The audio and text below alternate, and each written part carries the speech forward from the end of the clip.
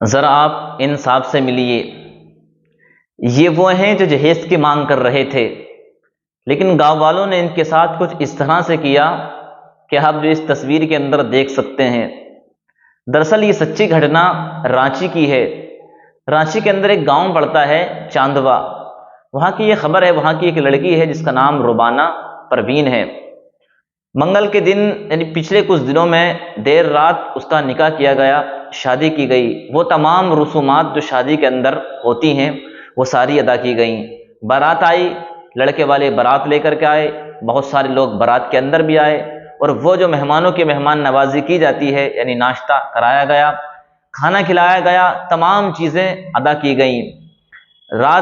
دیر رات 1 بجے ان کا نکاح بھی ہوا، لیکن نکاح کے بعد جب وداعی کا وقت آیا، ایک رسوم یہ بھی ہے، جب وداعی کا وقت آیا تو لڑکے کی نظر بائک پر پڑی، اور جب اس نے بائک کو دیکھا تو یہ اپنے لڑکی کے باپ سے یعنی سسر سے یہ کہنے لگا کہ میں نے بڑی گاڑی کی مانگ کی تھی لیکن آپ نے مجھے چھوٹی گاڑی دے دی۔ اس کے زبان پر یہ الفاظ تھے، اور لڑکی کے باپ سے گالی گلوچ کرنے لگا، ان کو گالیاں دینا لگا، لڑنے لگا۔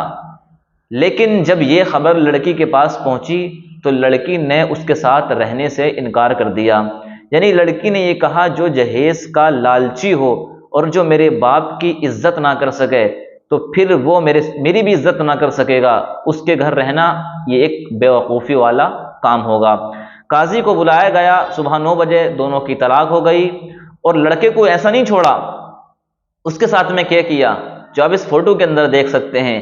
گاؤں والوں نے پکڑا، اس سے پیسے مانگے 6.25 لاکھ روپے جو خرچے میں آئے تھے، فوری طور پر اس کے پاس نہیں تھے لیکن بعد میں وہ دے گا۔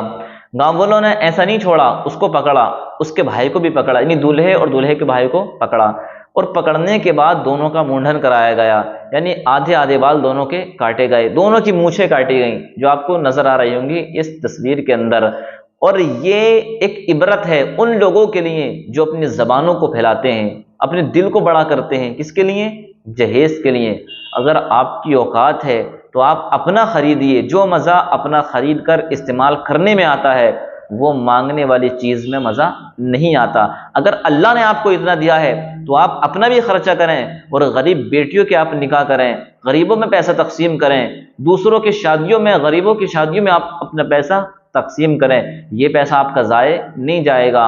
اور یہ وہ لوگ ہوتے ہیں کہ جن کی اوقات نہیں ہوتی بڑی گاڑیاں چلانے کی، یا اس میں تیل کا خرچہ اٹھانے کی، یا اپنے فیملی کو پالنے کی، ان کے اندر طاقت نہیں ہوتی، لیکن ان کی زبانیں اتنی بڑی ہو جاتی ہیں کہ یہ کسی غریب کی بیٹی کو نہیں دیکھتے، یہ مانگنے سے باز نہیں آتے۔ کم سے کم یہ دیکھ لیا کریں کہ جو ایک باپ اپنی بیٹی کو گھر سے ودا کر رہا ہے وہ آپ کو کیا چیز سب سے بڑی دے سکتا ہے۔ جب اس نے اپنی بیٹی کو دے دیا تو ساری چیزیں اس سے چھوٹی ہوتی ہیں۔ جب آپ اپنی بیٹی کو دے سکتا ہے باپ تو وہ آپ کو ساری چیزیں بھی دے سکتا ہے، لیکن آپ مانگ کر خود بھی شرمندہ نہ ہو اور دوسروں کو شرمندہ نہ کریں۔ اور یہ وہ لوگ ہوتے ہیں جن کے بارے میں اللہ کے حبیب ارشاد فرماتے ہیں، یعنی اگر تم مانگنے کی عادت بناؤ گے تو پھر اللہ رب کائنات تمہارے ہاتھ کو بھی لوگوں کے سامنے مانگنے والا بنا دے گا۔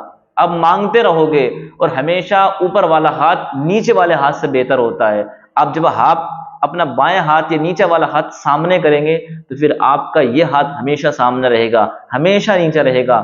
آپ بانٹنے والے بنیں، مانگنے والے نہ بنیں۔ اور دوستو آپ کی کیا رائے ہے؟ کیا وہاں کے لوگوں نے ان کے ساتھ میں صحیح کیا یا غلط کیا؟ اپنی رائے کمنٹس باکس میں ضرور دیں۔